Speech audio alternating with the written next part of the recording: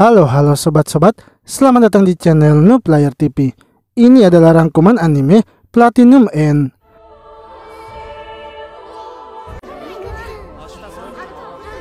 Di sebuah sekolah, seorang murid bernama Takeshi terlihat sangat murung. Karena kehidupannya yang tidak bahagia, ia pun memutuskan untuk menghabisi dirinya sendiri. Namun ketika melompat, ia terkejut karena kesadarannya masih ada. Saat tersadar sepenuhnya, ia pun melihat kalau dirinya sedang digendong oleh seorang malaikat. Takeshi lalu mempertanyakan apa yang telah terjadi kepadanya. Malaikat tersebut yang bernama Nase kemudian menjelaskan bahwa ia sudah menangkap Takeshi sebelum ia terjatuh ke bawah sehingga Takeshi belum mati.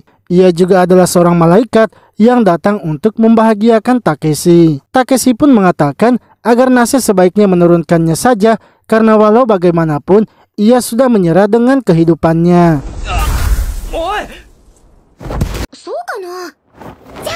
Nase kemudian menurunkan Takeshi dan memberitahukannya kalau ia akan memberikan kebebasan dan cinta kepadanya, yang mana ia akan memberikan sayap agar Takeshi bisa terbang bebas serta panah cinta yang bisa membuat orang menyukainya.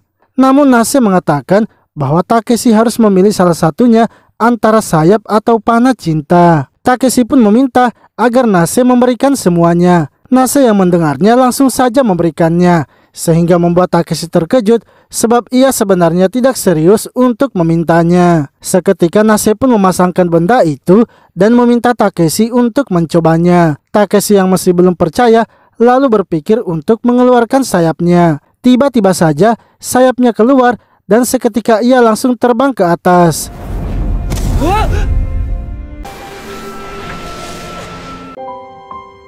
Setelah itu Nase juga memberitahu Takeshi untuk mencoba panahnya itu.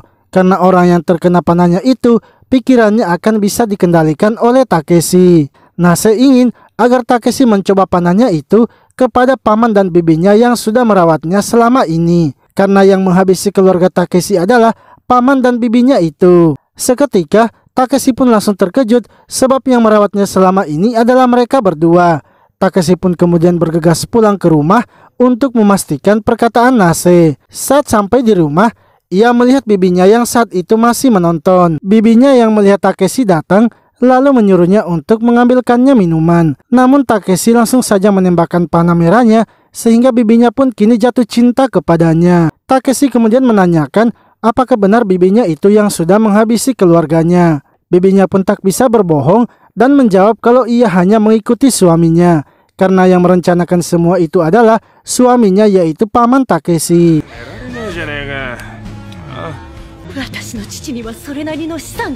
Sementara itu pamannya yang mendengar keributan lalu keluar dari kamar dan melihat Takeshi. Bibinya lalu memberitahu Takeshi bahwa pamannya itulah pelakunya. Pamannya itu menghasutnya dengan mengatakan kalau ayahnya itu memiliki cukup kekayaan, sehingga jika kakaknya mati, maka kekayaan orang tuanya akan jatuh kepadanya. Jadi pamannya itulah yang memanipulasi mobil keluarga Takeshi. Lalu Takeshi pun mengingat kejadian masa lalunya saat orang tuanya tewas, yang mana kala itu Takeshi akan berangkat ke sekolah berjalan kaki, sementara orang tua dan adiknya akan mengendarai mobil. Lalu saat ayahnya menyalakan mobilnya, seketika mobilnya langsung meledak sehingga membuat keluarganya pun tewas. Takeshi yang merasa kesal kini tak kuasa menahan amarahnya. Ia langsung saja berteriak agar paman dan bibinya sebaiknya mati saja. Bibinya yang saat itu jatuh cinta kepadanya lalu mengambil sebuah pisau dan malah menghabisi dirinya sendiri.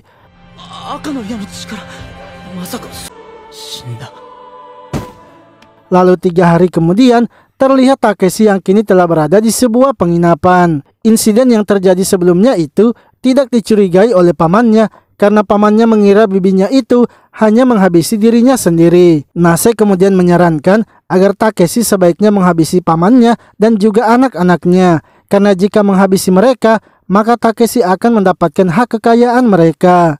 Namun Takeshi mengatakan bahwa ia sebenarnya tidak tega melihat mereka mati seperti bibinya itu. Nase pun kembali menjelaskan bahwa selain panah merah, ia juga memiliki panah putih, yang mana panah tersebut bisa membuat seseorang langsung mati seketika. Nase kemudian langsung saja mengingat sesuatu yang harus ia beritahukan kepada Takeshi. Ia menjelaskan kalau yang memiliki kekuatan seperti itu bukan hanya Takeshi seorang saja. Ada 13 orang lagi yang memiliki kekuatan seperti itu dan mereka akan saling bertarung untuk memperebutkan siapa yang akan menjadi dewa.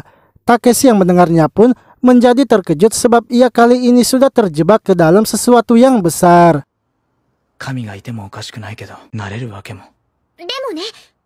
Takeshi lalu mengatakan bahwa ia tidak berniat untuk menjadi dewa karena sebenarnya ia hanya ingin hidup bahagia seperti biasa. Lalu mereka pun melihat ada berita di televisi yang memberitakan tentang seorang entertainment bernama Toma, yang mana Toma telah mengaku memiliki 5 kekasih.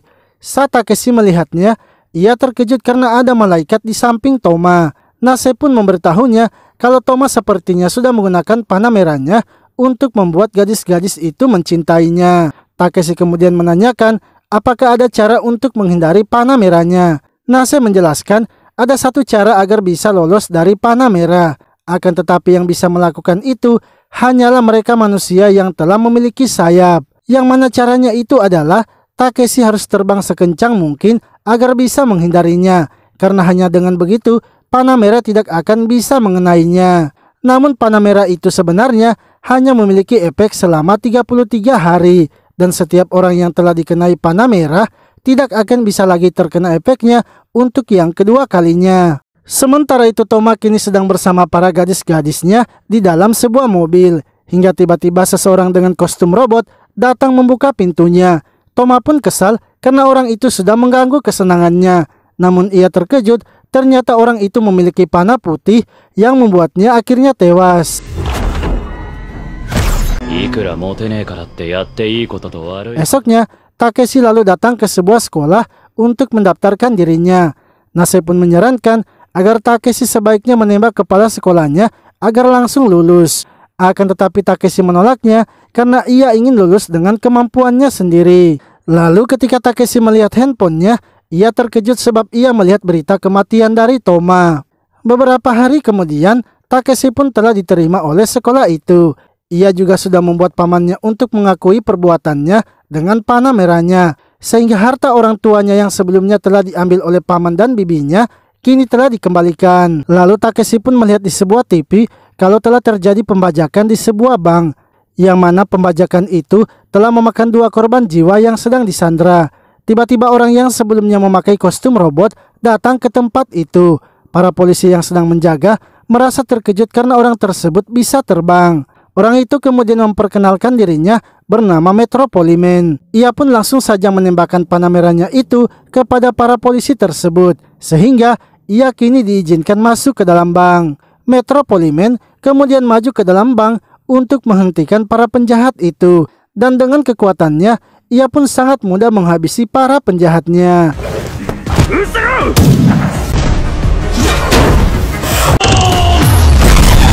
Setelah itu Metropoliman mendatangi kamera yang sedang menyiarkan secara langsung di tempat itu. Ia mengatakan kalau ia adalah utusan dari dewa yang datang untuk membuat kedamaian di bumi. Ia juga berniat akan mengalahkan 12 dewa lainnya dan sekarang ia sudah mengalahkan 1 utusan dewa. Takeshi yang melihatnya kini menyadari kalau Metropoliman lah yang telah menghabisi Toma. Ia kemudian langsung menyuruh Nase untuk menjauhinya sebab menurut Takeshi jika Nase berada di sisinya berarti sama saja ia menunjukkan kalau dirinya adalah utusan dewa. Malamnya Takeshi kemudian meminta kepada Nase untuk mencabut sayap dan panahnya sebab ia hanya ingin menjalani hidupnya seperti biasa lagi. Namun Nase mengatakan kalau itu tidak bisa ia lakukan karena jika ia melakukannya maka Takeshi akan tewas. Dengan terpaksa Takeshi tetap harus menjadi salah satu kandidat dewa.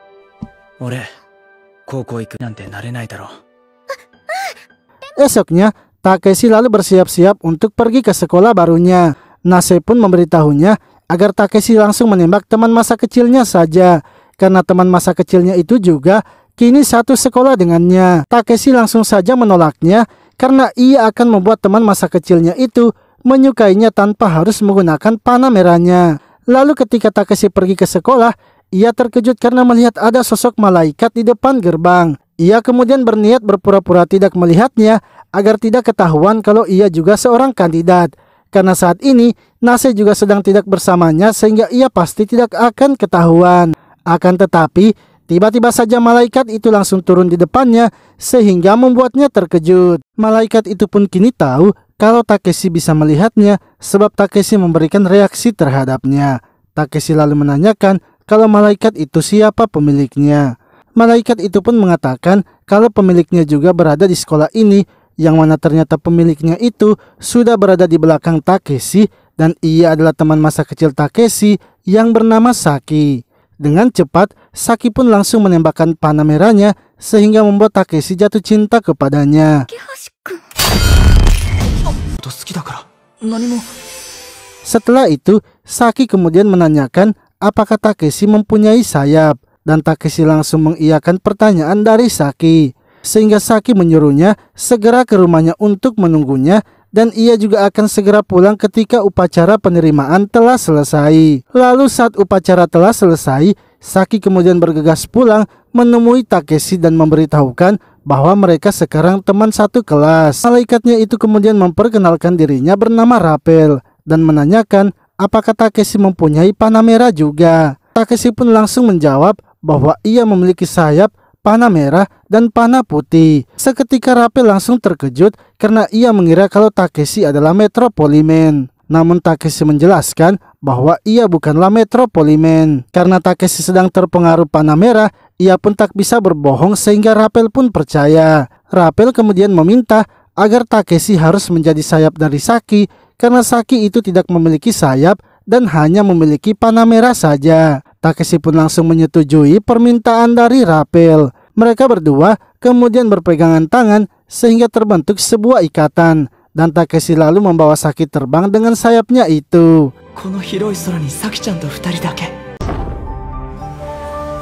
Setelah itu Rappel memberitahu Takeshi bahwa Metropoliman itu sangat berbahaya bagi mereka, apalagi Saki yang tidak memiliki panah putih akan sangat mudah dihabisi. Takeshi yang mendengarnya kemudian mengatakan kalau ia akan langsung pergi mencari Metropoliman sebab ia tidak akan membiarkan Saki tewas dan akan selalu melindunginya. Akan tetapi tiba-tiba saja Takeshi dihentikan oleh Nase yang kini telah datang. Nase menanyakan mengapa Takeshi bisa terkena panah merahnya. Takeshi pun mengatakan kalau itu tidaklah masalah karena ia juga memang menyukai Saki.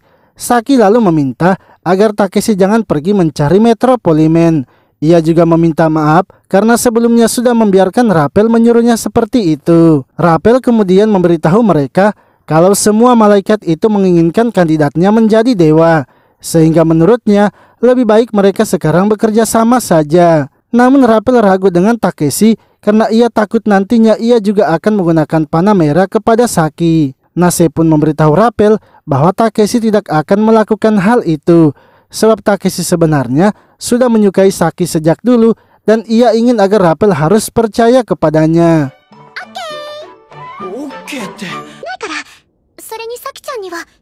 Rappel lalu mengatakan kalau Takeshi harus bisa melindungi Saki dan ia ingin agar Takeshi sebaiknya tinggal di kamar Saki agar bisa melindunginya sepanjang waktu. Takeshi pun tidak mempermasalahkan itu, begitu pula dengan Saki. Lalu setelah 33 hari tinggal di tempat Saki, kini efek dari panah merah telah hilang dan Takeshi pun tidak terikat lagi dengan Saki.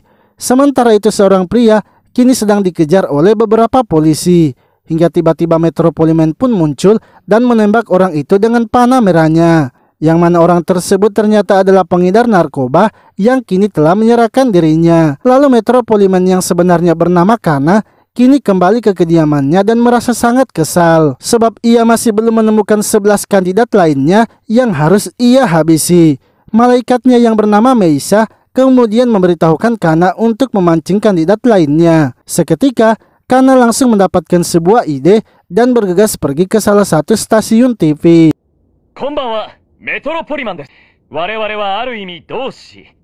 Ia lalu mengumumkan kepada para 11 kandidat lainnya untuk datang menemuinya di sebuah stadion. Ia mengatakan kalau ia hanya akan berbicara dengan mereka dan tidak akan melukai mereka. Takeshi yang mendengarnya lalu merasa kalau itu pastinya adalah sebuah jebakan. Namun walau begitu, ia tetap ingin pergi melihat Metropoliman. Esoknya, Saki dan Takeshi akhirnya pergi ke tempat itu untuk melihat keadaan. Dan di tempat tersebut juga sudah terdapat banyak orang yang datang untuk melihat Metro Polimen. Tak lama kemudian Metro Polimen pun akhirnya muncul.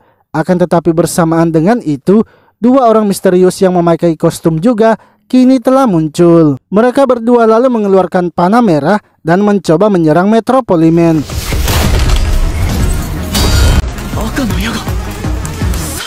Namun serangan panah merahnya itu ternyata bisa ditangkis oleh Metro Polimen. Kedua orang itu pun merasa sepertinya itu bukanlah Metro Polimen, karena orang yang telah terkena panah merah tidak akan bisa terkena panah merah lainnya. Sepertinya yang dibawa itu hanyalah umpan yang dijatuhkan dari atas oleh Metro Polimen. Ia kemudian mengambil mic-nya dan menyuruh Metro Polimen yang asli untuk keluar. Cerita pun flashback saat kedua orang itu belum menjadi kandidat. Pria yang memakai kostum warna biru yang bernama Hatake melihat pengumuman kelulusannya di universitas. Ia sangat bersedih karena lagi-lagi ia tidak lulus masuk ujian universitas. Tiba-tiba seseorang pun datang di sebelahnya sambil menangis. Orang tersebut yang bernama Tabuchi merupakan orang yang berkostum kuning dan nasibnya sama seperti Hatake. Hatake yang melihatnya bersedih lalu menyemangatinya dan mengatakan bahwa ia sendiri sudah tes sebanyak 3 kali dan belum juga lulus, yang mana hal itu membuatnya stres dan ingin menghabisi dirinya sendiri. Tabuchi pun memberitahunya bahwa ia mempunyai obat yang bisa mereka gunakan untuk menghabisi dirinya sendiri. Lalu ketika akan melakukannya, dua malaikat pun muncul dan memberikan mereka sayap serta panah merah. Mulai saat itu pun mereka berdua berniat mengalahkan semua kandidat agar bisa menjadi dewa dan memperbaiki tatanan dunia.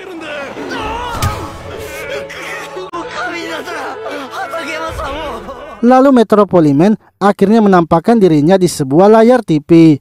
Ia pun memberitahu mereka bahwa memang benar yang ada di kostum itu bukanlah dirinya, melainkan orang yang sudah ia kendalikan. Dan karena mereka berdua telah bekerja sama, ia pun memutuskan tidak akan muncul. Mendengar hal itu, Hatake kemudian menangkap orang yang berkostum Metro Polimen.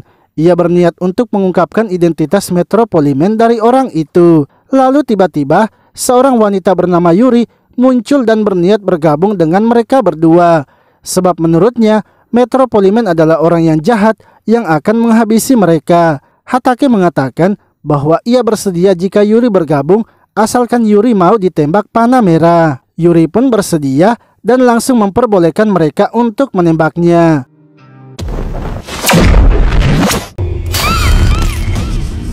Akan tetapi dengan gerakan yang cepat, Metro Polimen muncul serta langsung menembak Yuri. Setelah menembaknya, ia langsung saja menghilang dan menyuruh mereka berdua untuk pergi. Hatake dan Tabuchi kemudian mengajak para kandidat yang ada di tempat itu untuk bergabung dengan mereka melawan Metro Polimen, karena ia yakin pasti ada lagi kandidat lain yang datang ke tempat tersebut. Tiba-tiba, dua orang yang berkostum robot pun muncul dan mengatakan kalau mereka berniat akan bergabung. Serta mereka juga bersedia bila harus ditembakkan panah merah. Hatake dan Tabuchi kemudian mendekati kedua orang itu dan menembakkan panah merahnya. Hatake pun senang karena kali ini mereka sudah berjumlah 4 orang dan memiliki 4 panah merah. Akan tetapi, tiba-tiba saja Yuri muncul di TV dan mengatakan kalau yang di TV bukanlah Metro Polimen yang asli, melainkan yang berada di belakang mereka dan kini tengah bersiap menembakkan kedua panahnya.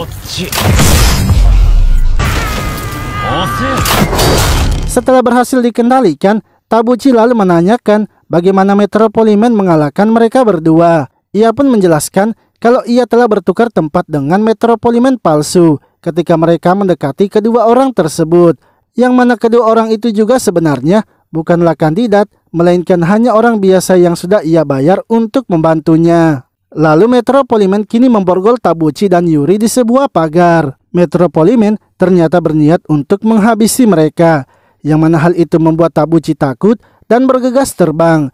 Metro Polimen ternyata sudah tahu walaupun orang sudah terkena panah merah, tapi mereka tak bisa dikendalikan sepenuhnya. Untuk itu, ia pun langsung saja menembakkan panah putihnya. Selanjutnya, ia kini berniat untuk menghabisi Yuri, yang mana itu juga membuat Yuri takut dan berusaha untuk melarikan diri.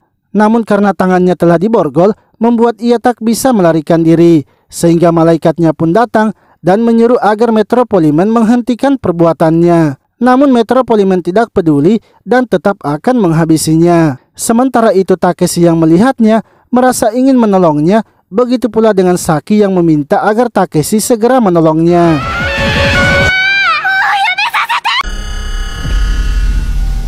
Namun tiba-tiba saja Nase datang dan menyuruh Takeshi untuk tidak muncul. Ia ingin agar Takeshi jangan bergerak jika tidak mempunyai rencana. Nase lalu mendekati Metropoliman dan mengatakan bahwa umpan yang dilakukannya itu tidak akan berhasil memancing kandidat lain. Seketika Metropoliman langsung saja menghabisi Yuri. Setelah itu ia menanyakan apa yang akan dilakukan Nase kepadanya. Nase pun memberitahunya kalau Metropoliman adalah penghalang dari kandidatnya. Untuk itu, Metropoliman harus berhati-hati karena bisa saja kandidatnya yang akan menghabisinya. Nase lalu berteriak agar Takeshi dan Saki sebaiknya pulang saja. Mereka harus berbaur dengan orang-orang agar tidak dicurigai oleh Metropoliman.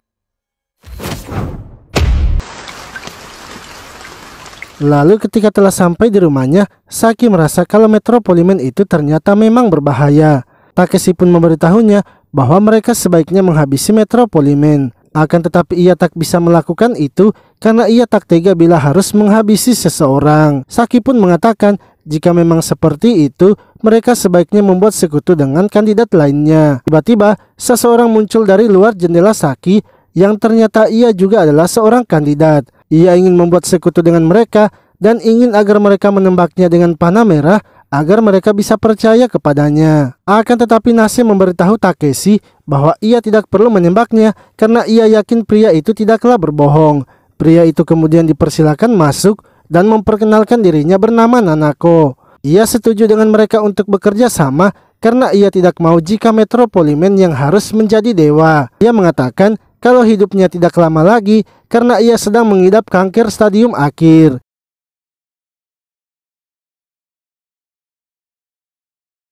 Sebelumnya, ketika ia telah divonis, tiba-tiba malaikat muncul dan memberinya kesempatan untuk hidup. Awalnya, ia berpikir bisa melakukannya dengan mudah, tapi ternyata itu sangat sulit bila harus mengalahkan 13 kandidat lainnya. Ia pun akhirnya memutuskan untuk mengambil uang dari orang-orang kaya dan memberikannya kepada keluarganya. Lalu ketika Metropoliman muncul di televisi untuk mengajak mereka bertemu, ia pun menembak beberapa detektif dan polisi agar mencari orang-orang mencurigakan yang datang ke tempat itu. Saat melihat video Takeshi dan Saki, ia pun sadar kalau hanya mereka berdua saja yang bereaksi ketika malaikat muncul. Ia pun memutuskan menemui mereka berdua karena ia berpikir kalau mereka berdua itu tidaklah jahat. Sebenarnya, dalam sisa hidupnya, ia ingin mencari kandidat lainnya serta menentukan siapa yang akan menjadi dewa. Karena ia sendiri tak bisa menjadi dewa sebab ia sudah mencuri uang dari orang-orang kaya. Namun Takeshi dan Saki mengatakan kalau mereka juga sebenarnya tidak berniat untuk menjadi dewa. Nanako pun senang sebab menurutnya orang yang menolak menjadi dewa pastinya adalah orang yang baik. Takeshi lalu mengatakan bahwa ia setuju akan bekerja sama dengannya. Asalkan Nanako harus tetap melanjutkan pengobatannya sebab Nanako sendiri sudah memiliki keluarga. Nanako pun setuju dengan syarat yang diberikan Takeshi.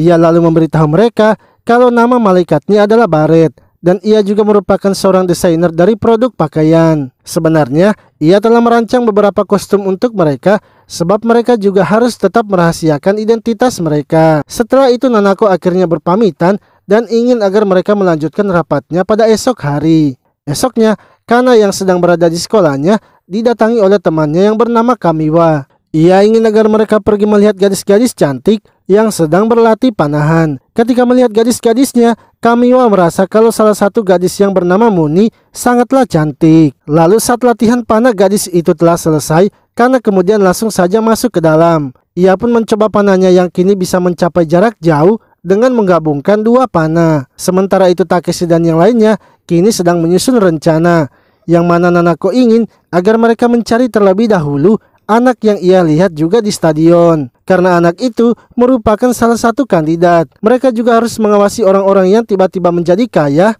populer, dan berperilaku tidak wajar.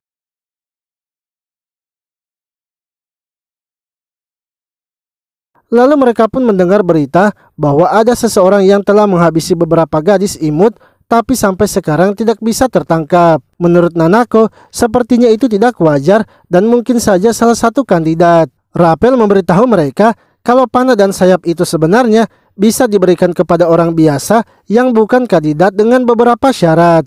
Mereka pun kini berpikir kalau Metropoliman sepertinya sudah memberikan panah dan sayapnya.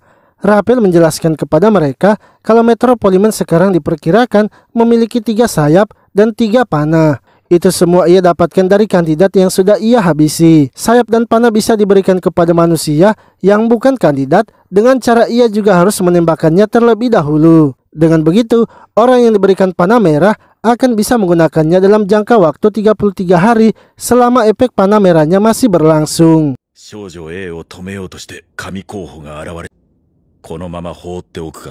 Nanako pun mengatakan kalau Metropoliman sepertinya sedang memancing mereka.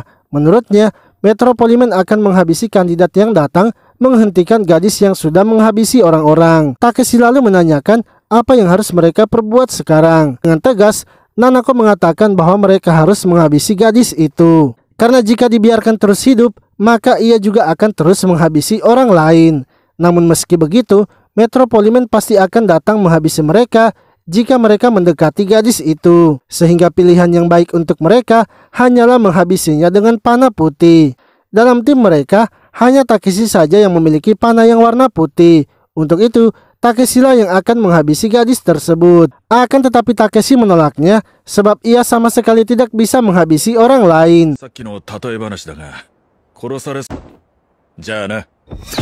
Sementara itu, Kana yang sedang berada di kediamannya merasa sangat kesal sebab gadis yang diperintahkan itu belum juga ditemukan oleh polisi, sehingga para kandidat belum muncul. Meisa pun memberitahunya sebaiknya Kana melaporkan lokasi para korbannya secara anonim.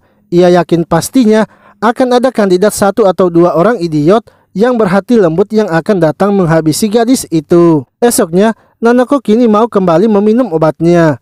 Lalu ketika akan membaca koran, ia pun mendengar berita di televisi yang menyampaikan tentang adanya seorang mayat lagi yang ditemukan. Dan mayat tersebut berada di atas tower dari sebuah menara. Nanako pun kini semakin yakin kalau gadis itu adalah kandidat atau suruhan dari Metropoliman. Karena hanya yang memiliki sayap saja yang bisa membawa mayat ke tempat itu tanpa ketahuan.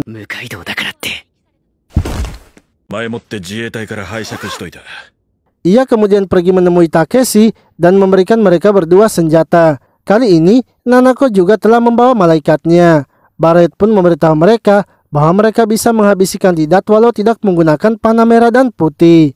Nanako juga mengatakan kali ini ia tidak akan ragu lagi menghabisi Metropoliman karena ia sudah bertekad akan melindungi keluarganya selama ia masih hidup. Ia juga memberitahu mereka kalau ia sepertinya sudah mengetahui di mana mereka bisa menemukan gadis itu. Jika melihat dari cara gadis itu menghabisi korbannya, sepertinya ia akan muncul di tempat Harajuku. Namun tiba-tiba saja di televisi menyiarkan sebuah berita yang mengatakan kalau telah ditemukan korban lain di atas Grand Tower, yang mana pelaku dari orang-orang yang menghabisi para gadis kini telah ditemukan, yaitu Misurin yang sedang tertidur di langit. Orang-orang pun mulai merekam karena mereka melihat Misurin bisa terbang. Nanako yang melihatnya terkejut karena ia sudah salah memprediksi langkah dari Misurin. Karena Metropoliman itu sepertinya ingin agar mereka pergi ke Grand Tower. Berbeda waktu di stadion, mereka masih bisa berbaur dengan orang biasa. Tapi kali ini mereka tidak bisa sembunyi lagi jika pergi ke Grand Tower.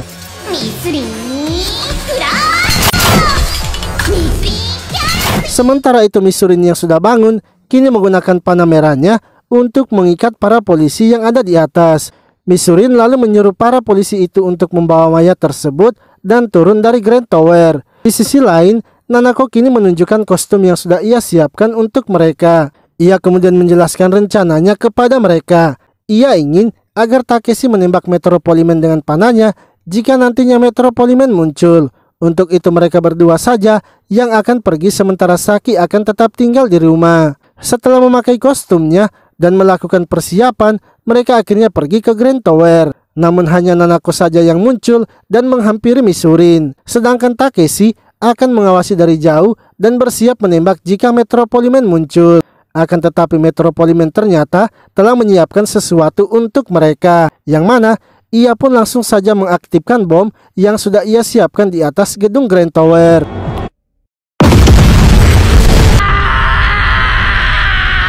Takeshi pun terkejut dengan apa yang terjadi karena ia tidak menyangka kalau Metropoliman tidak akan datang. Ia kemudian bergegas menyelamatkan Nanako yang akan terjatuh. Untungnya Nanako ternyata masih hidup walau dalam keadaan terluka. Nanako pun memberitahu Takeshi kalau ia harus bersiap-siap sebab ini baru permulaan. Karena di belakangnya kini telah muncul Metropoliman yang sedang bersiap menembak mereka. Takeshi lalu mempertanyakan apakah Metropoliman tidak memikirkan perasaan keluarga dari orang-orang yang ia habisi. Metropoliman pun mengatakan bahwa ia sangat mengerti dengan perasaan itu, sebab sebelumnya ia juga telah kehilangan salah satu keluarga yang ia sayangi. Nanako lalu memberitahu Takeshi bahwa Metropoliman itu tidak akan bisa dibujuk. Untuk itu, mereka sebaiknya bersiap dalam menghabisi Metropoliman. Nanako kali ini tidak berniat kabur, bahkan membiarkan Metropoliman kabur.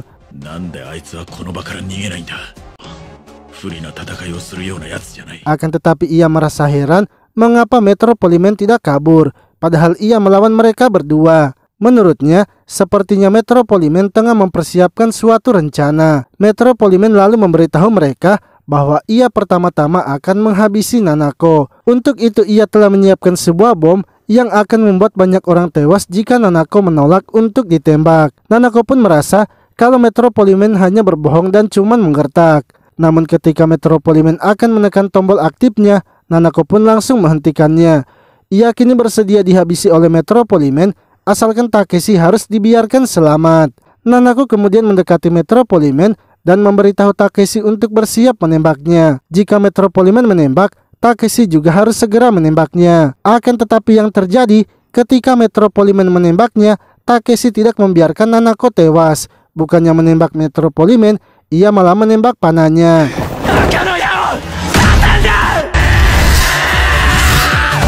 Seketika Takeshi langsung saja maju menyerang Metropoliman.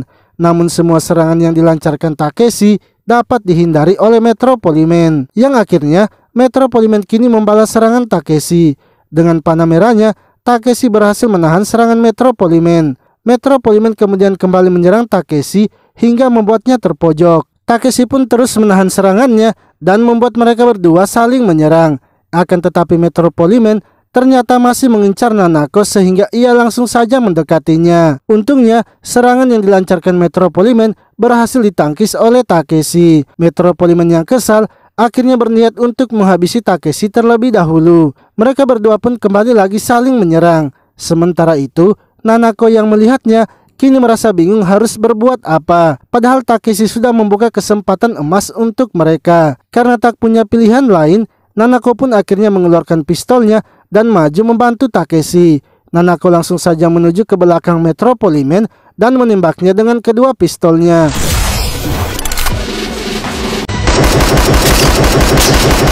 Namun serangannya itu tidak membuat Metropoliman terluka dan hanya membuat helmnya rusak. Akibatnya Takeshi yang akan menembaknya kini malah melihat wajah dari Metropoliman. Metropoliman yang tidak ingin identitasnya ketahuan akhirnya bergegas pergi. Takeshi lalu memberitahu Nanako bahwa ia telah melihat wajah dari Metropoliman. Nanako pun akhirnya menyuruh Takeshi untuk segera kembali ke kamar Saki. Saat berada di kamar Saki, Takeshi meminta maaf karena tak bisa menembak Metropoliman. Padahal sebelumnya Nanako sudah membuat Metropoliman berhenti bergerak. Nanako lalu menanyakan mengapa Takeshi bisa senekat itu. Apakah itu sudah direncanakan oleh Takeshi agar ia bisa menembaknya? Takeshi mengatakan bahwa ia sama sekali tidak memiliki rencana apapun. Ia hanya tak ingin mati dan tak ingin menembakkan panahnya.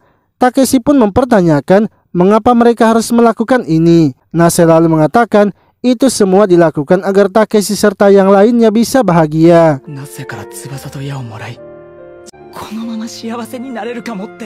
Namun Takeshi sebenarnya tidak ingin jika mereka saling menghabisi, sebab ia menerima sayap dan panah dari Nase agar bisa hidup bahagia bersama Saki. Nanako lalu mengatakan agar Takeshi sebaiknya menenangkan dirinya, karena sekarang Takeshi lebih baik menceritakan tentang wajah Metropoliman yang sudah ia lihat. Akan tetapi Rappel mengatakan sebaiknya itu mereka lakukan esok saja karena Takeshi masih terlihat tegang setelah melakukan pertarungan antara hidup dan mati. Esoknya, ketika Takeshi dan Saki pergi ke sekolah, Nanako lalu menanyakan kepada Rappel mengapa Saki selalu terlihat murung. Rappel mengatakan bahwa ia tidak mengetahui itu karena ia juga tidak pernah menanyakannya. Sebab sewaktu ia mendatangi Saki, saat itu Saki ingin menghabisi dirinya sendiri di laut. Sementara itu Kamiwa yang baru datang ke sekolah terkejut melihat Kana, yang mana saat itu Kana terluka di belakang kepalanya. Itu sama seperti luka yang dialami oleh Metropoliman ketika ia melihat pertarungan mereka di TV. Itu sama seperti luka yang dialami oleh Metropoliman ketika ia melihat pertarungan mereka di TV. Namun ia pun memutuskan untuk tetap diam dan tidak ingin membahas hal tersebut.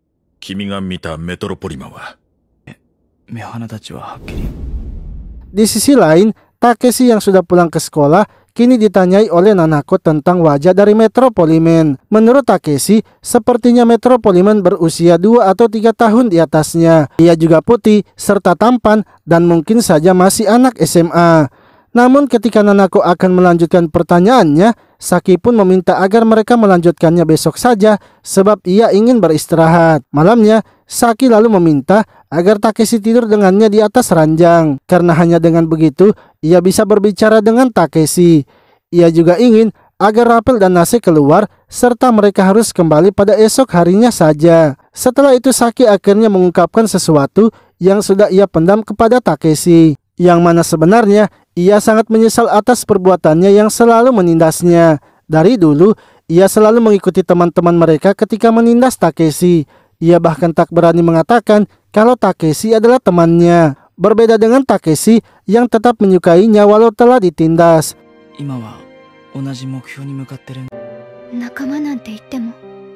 Sebenarnya, pada hari pelulusan SMP mereka, ia berniat untuk meminta maaf kepada Takeshi. Ia pun bergegas mencari keberadaan Takeshi, namun ketika mendapati Takeshi, ia terkejut karena melihat Takeshi yang sudah melompat dari atas gedung. Hal itu membuat Saki sangat takut dan memilih juga untuk menghabisi dirinya sendiri.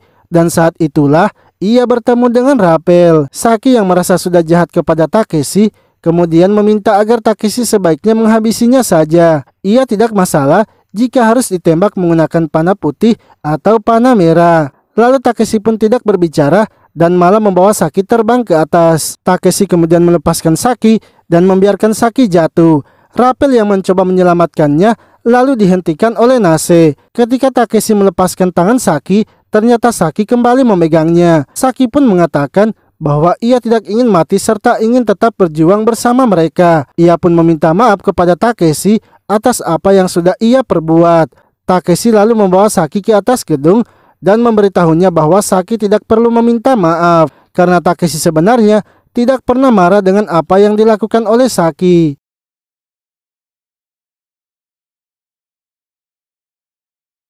Esoknya, mereka kini kembali merencanakan apa yang akan mereka lakukan selanjutnya. Nanako memberitahu mereka bahwa polisi sudah mendapatkan sampel darah dari helm Metropoliman. Akan tetapi polisi masih kesulitan menemukan identitasnya. Nanako juga sudah menembak seorang detektif untuk mencarikan informasi tentang itu. Saki yang kini sudah bersemangat kembali lalu meminta agar Nanako juga sebaiknya memberinya tugas sebab ia juga memiliki panah merah dan ingin bisa lebih berguna lagi. Ia juga merasa kamarnya sepertinya terlalu sempit untuk mereka semua sehingga ia kini memutuskan telah menembak orang tuanya dengan panah merah agar ia bisa diizinkan untuk hidup mandiri sebab ia sudah menemukan tempat baru bagi mereka. Nanako pun senang melihat tempat yang sudah disiapkan oleh Saki. Ia juga memberitahu mereka kalau ada kostum baru yang sudah ia siapkan untuk mereka. Akan tetapi, ia masih bingung menentukan warna yang cocok untuk mereka.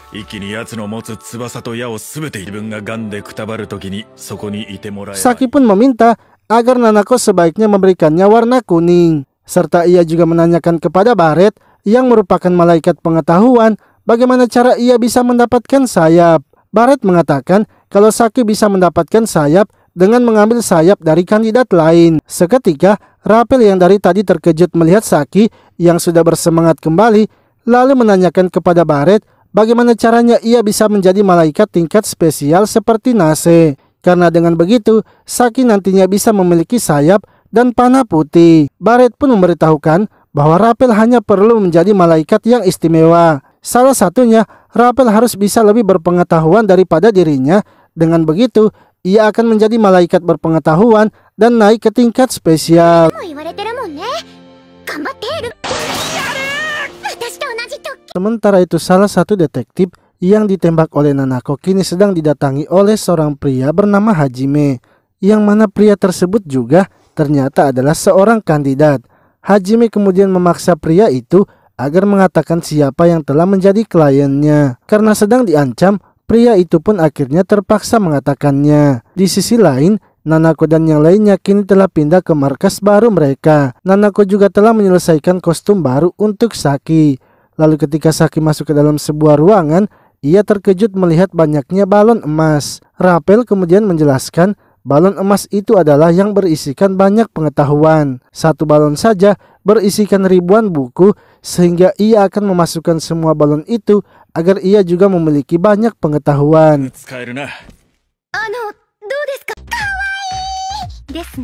Setelah itu, Saki kemudian memakai kostumnya dan menunjukkannya kepada mereka, yang mana kostum Saki terlihat seperti kostum kucing. Nanako pun menjelaskan bahwa ia mendesain seperti itu karena untuk menutupi semua kekurangannya, seperti telinga yang ada di kepalanya bisa dipakai sebagai kaca pelindungnya, serta baterai yang panas itu ia jauhkan dari tubuhnya dan menjadikannya sebuah ekor. Serta baterainya yang panas itu ia jauhkan dari tubuhnya dan menjadikannya ekor. Lalu tiba-tiba panah merah dari Nanako pun kembali. Nanako menjelaskan sepertinya salah satu detektifnya telah mati dan mungkin saja identitasnya telah diketahui. Untuk itu, ia ingin agar mereka segera pergi memeriksa keluarganya. Benar saja, ketika sampai di rumahnya, Hajime ternyata telah berada di depan rumah. Nanako pun bergegas masuk ke dalam mencari keluarganya. Akan tetapi, keluarganya tidak ada di semua ruangan dan baju pengantin yang sudah ia desainkan untuk anaknya kini telah rusak. Sementara itu Takeshi yang berusaha menahan Hajime kini tidak ragu lagi menembakkan panahnya.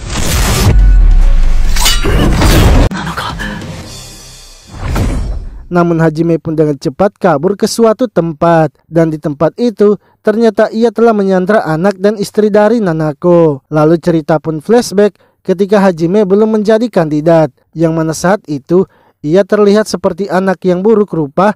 Akibatnya teman-temannya selalu mengejeknya. Suatu hari ketika ia pulang ke rumahnya, ia melihat ibunya yang telah menghabisi dirinya sendiri. Karena hal itu, ia pun memutuskan untuk menghabisi dirinya sendiri juga. Namun di saat yang bersamaan, malaikat yang bernama Balta datang dan menjadikannya kandidat. Dengan panah merahnya, Hajime kini bisa menggoda para wanita. Akan tetapi ia malah bersedih kembali sebab ia melihat wajahnya yang masih mengerikan. Ketika sedang berada di rumahnya, ia pun melihat Metropoliman yang seperti seorang pahlawan. Ia pun mengaguminya dan bertekad akan menjadi seperti dirinya. Hajime kini mulai mengubah wajahnya dengan melakukan operasi. Ia pun juga terus memantau perkembangan dari Metropoliman dan akhirnya melihat kalau Takeshi dan Nanako telah menghajar Metropoliman. Untuk itu ia kini bertekad akan membantu Metropoliman dan menjadi pelayannya. Balta lalu mengatakan sebaiknya Hajime memeriksa DNA dari Metropoliman.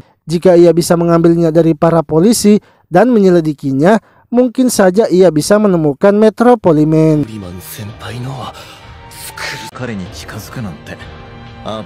Mulai dari sinilah Hajime akhirnya terus mencari keberadaan Metropoliman, hingga ia pun menemukannya dan menyuruh seseorang untuk menyampaikan pesannya, yang mana Hajime ingin menjadi pelayan dari Metropoliman dan menyuruhnya datang ke ruangan dansa. Ketika wanita itu pergi, Kana langsung saja menembaknya dengan panah putih dan seketika membuatnya tewas. Hal itu ternyata dilihat oleh Kamiwa yang kini semakin yakin dengan pendapatnya kalau Kana adalah seorang Metropoliman. Di sisi lain, Kana kini pergi ke ruangan dansa menemui Hajime. Namun yang ada di tempat itu hanyalah laptop untuk mengeluarkan suara Hajime yang kini berada di tempat lain. Kana pun memberitahunya bahwa ia bersedia menerima Hajime menjadi pelayannya karena ia sudah bisa menemukannya. Akan tetapi ia memiliki satu syarat lagi, yaitu ia akan menyiapkan sebuah kotak dan Hajime harus berhasil memancing kandidat lain untuk masuk ke dalamnya. Hajime pun setuju dan berjanji akan menjadi pelayan yang setia. Lalu Hajime yang telah menangkap keluarga Nanako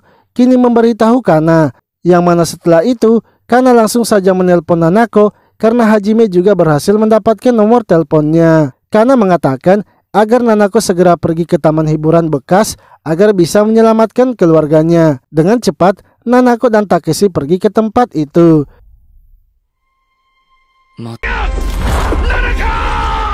Sementara Saki lagi-lagi harus tinggal karena tidak memiliki sayap. Rappel yang melihatnya merasa sangat bersedih sehingga ia kembali lagi ke ruangannya untuk menyerap semua pengetahuan. Sementara itu Nanako yang telah sampai di taman langsung saja masuk ke dalam kotak itu. Hal tersebut membuat Hajime senang karena Nanako dengan sangat mudah terpancing perangkapnya. Di sisi lain, Takeshi yang melihatnya kini terbang ke atasnya dan tak ragu lagi menembak dengan panah putih. Akan tetapi dengan cepat, Hajime langsung menghindarinya. Tak lama kemudian, Metropoliman akhirnya datang, yang membuat Takeshi kini dirugikan karena harus melawan mereka berdua. Apalagi Metropoliman mengancam Takeshi akan menghabisi Nanako yang berada di dalam kotaknya. Metropoliman mengatakan agar Takeshi sebaiknya melarikan diri saja, karena jika melarikan diri, maka Takeshi masih bisa akan selamat. Takeshi yang tidak ingin membiarkan Nanako tewas, akhirnya masuk ke dalam kotak. Takeshi memberitahu Nanako untuk membawa istrinya terbang, sementara ia akan membawa anaknya. Dengan terbang, maka mereka tidak akan bisa terlihat dari luar.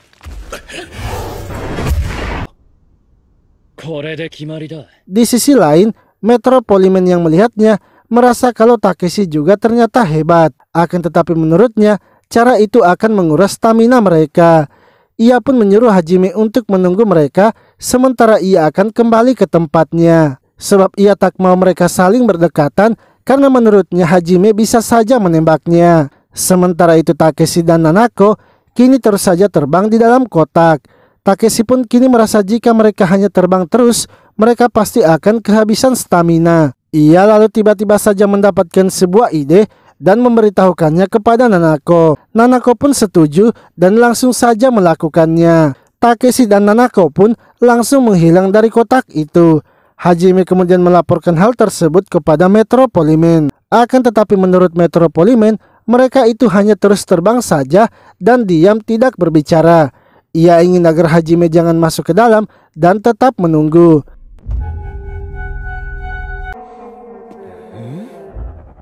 Namun Hajime yang terus menunggu sampai besok masih saja belum melihat mereka. Menurutnya, mereka berdua pasti sudah keluar dari kotak itu. Ia pun kembali melaporkannya lagi kepada Metropoliman. Akan tetapi, Metropoliman merasa mereka itu masih berada di dalam. Ia ingin agar Hajime tetap menjaganya dan hanya menghubunginya jika mereka berdua telah muncul. Sementara itu Rappel kini sedang berusaha memasukkan semua bola emasnya. Namun ia merasa kalau kepalanya sudah tidak sanggup untuk menahan pengetahuannya. Hingga salah satu bola pun terguling keluar di dekat Saki. Rappel yang mencoba mengambilnya melihat kalau Saki belum tidur dari semalam. Saki lalu memberitahunya kalau ia kini akan bertarung walau tanpa adanya sayap. Hal itu pun langsung ditentang oleh Rappel sebab Saki sekarang sedang tidak bersemangat. Dan itu sama seperti waktu ia akan menghabisi dirinya sendiri. Rappel akhirnya meminta maaf kepada Saki karena tidak bisa memberinya sayap. Tiba-tiba Saki pun terkejut karena Rappel ternyata meneteskan air mata. Rappel sendiri merasa kalau hal itu seharusnya tidak terjadi karena malaikat itu tidak akan menangis demi manusia.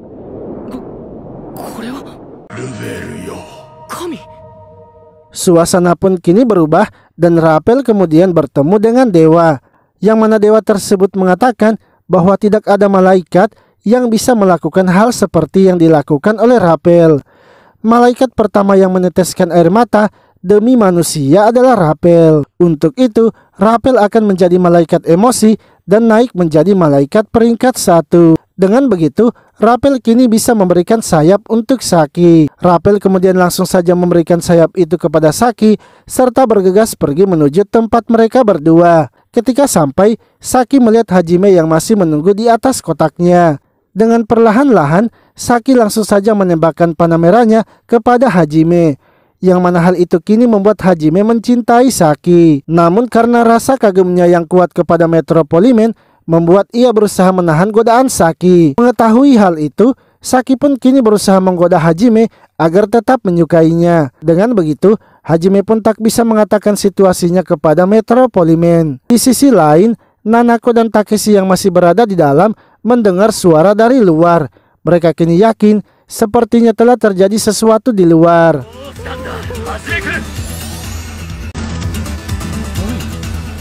Lalu Hajime pun menghubungi Metropoliman dan mengatakan bahwa ia ingin pergi ke toilet sebentar. Metropoliman mengatakan jika Hajime ingin buang air, sebaiknya ia melakukan di situ saja. Namun Hajime memberitahunya bahwa ia malu jika harus dilihat oleh Metropoliman. Ia akhirnya meninggalkan kotak itu dan pergi menemui Saki. Saat Hajime datang, Saki pun langsung memberitahunya untuk melepaskan mereka berdua, sebab mereka berdua adalah keluarganya yang paling berharga. Hajime yang sudah jatuh cinta kemudian dengan cepat kembali ke kotak itu dan mencoba menghancurkannya dengan pedangnya. Metropoliman yang melihatnya kemudian mempertanyakan apa yang sedang dilakukannya. Hajime pun memberitahunya bahwa ia melakukan ini demi orang yang ia cintai. Seketika, Metropoliman pun akhirnya menyadari kalau Hajime sepertinya sudah ditembak panah merah. Hajime yang terus menghantam kotak itu kini berhasil membuat lubang dengan pedangnya.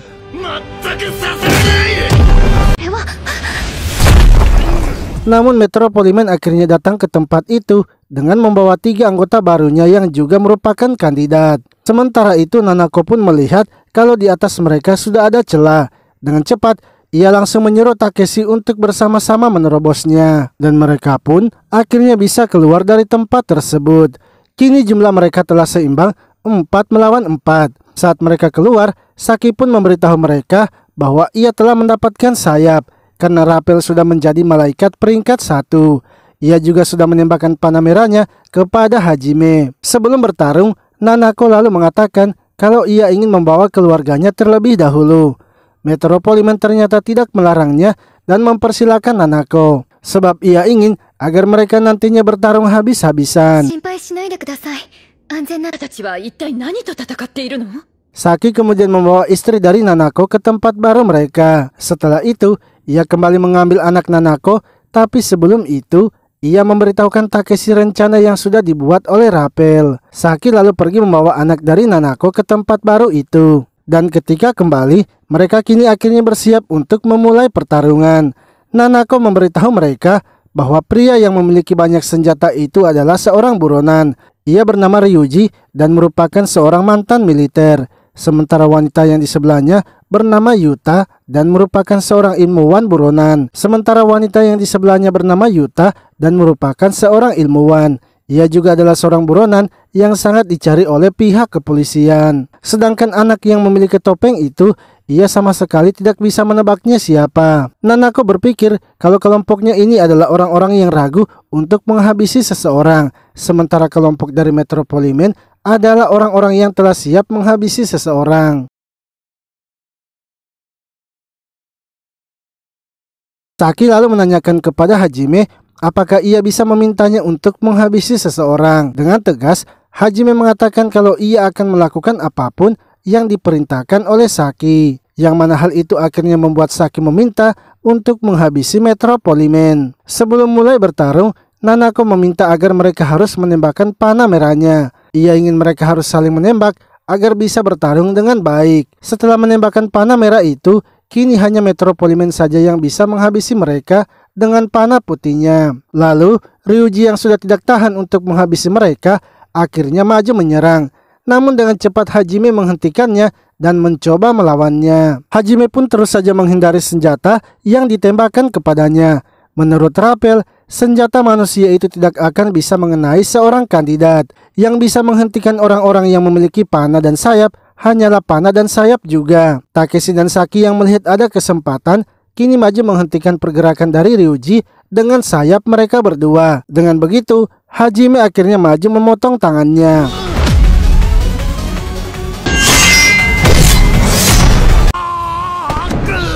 Hajime lalu memberitahu Ryuji jika pergi sekarang ke dokter, tangannya itu masih akan bisa tersambung. Ryuji pun akhirnya meninggalkan pertarungan dan bergegas pergi.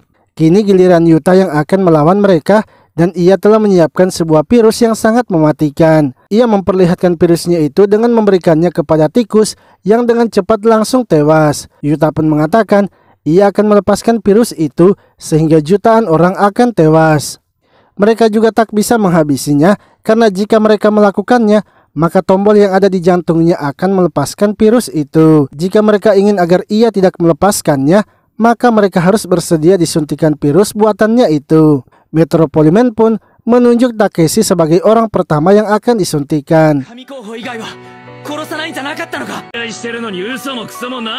Takeshi akhirnya maju mendekati Yuta untuk menerima virus itu. Nanako dan Saki berusaha menghentikannya tapi mereka dilarang oleh Yuta. Karena jika mereka juga mendekat, maka ia akan mengeluarkan virusnya. Ia pun juga menyuruh agar Nanako dan Hajime harus melepaskan senjata itu. Nanako semakin bingung harus berbuat apa, sebab mereka juga tak bisa membiarkan wanita itu mati dan membiarkannya menekan tombolnya.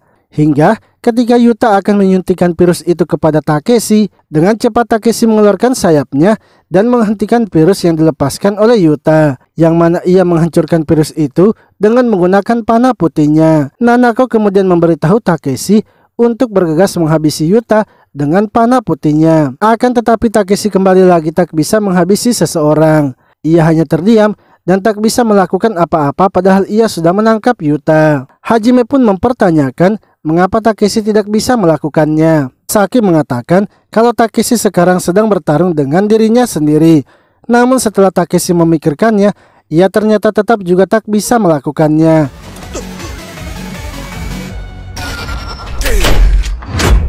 Sementara itu Nanako yang sudah tidak kuat dengan kondisinya kini harus terkapar. Akan tetapi Nanako tidak marah begitu saja dan mengambil senjata yang ada di dekatnya. Melihat hal itu, Metro Poliman akhirnya bersiap juga menembak Takeshi dengan panah putihnya. Takeshi pun lalu mengeluarkan kembali panah putihnya untuk menangkis serangannya. Tiba-tiba Yuta melomparkan sisa virusnya yang masih ia simpan. Saki yang tidak bisa membiarkan Takeshi mati begitu saja akhirnya datang melindunginya.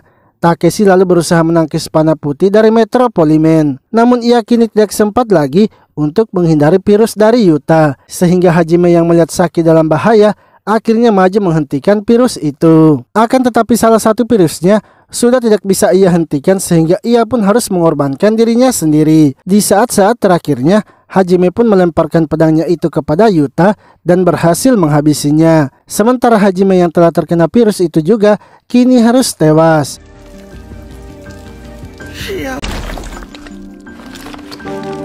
Barta yang datang mengambil jiwa dari Hajime kemudian memberikan sayap dan panahnya itu kepada Saki. Lalu Metro Poliman mengatakan kalau kematian Hajime itu dikarenakan oleh Takeshi, sebab Takeshi tidak menghabisi Yuta ketika ada kesempatan.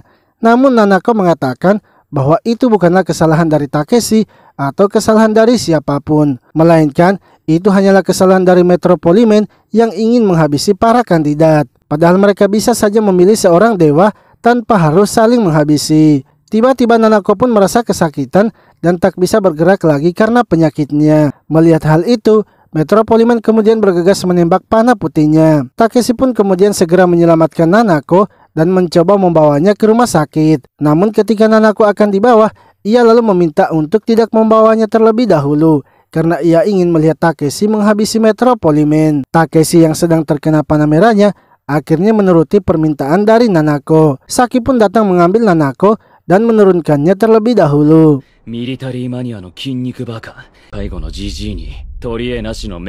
Namun Metro Poliman mengatakan kalau Nanako sangatlah kejam memaksa Takeshi yang tidak suka bertarung tapi harus melawan anak kecil. Karena kali ini mereka akan melawan orang terakhirnya yaitu anak kecil di belakangnya. Akan tetapi tiba-tiba saja anak kecil itu mengatakan kalau ia tidak akan melakukannya, sebab ia pasti nantinya akan tewas seperti yang lainnya dan akan diabaikan. Untuk itu ia kini memutuskan meninggalkan Metro Poliman. Lalu Takeshi mengatakan bahwa Metro Poliman kini tidak akan bisa melarikan diri lagi karena ia sudah bertekad akan menembak Metro Poliman.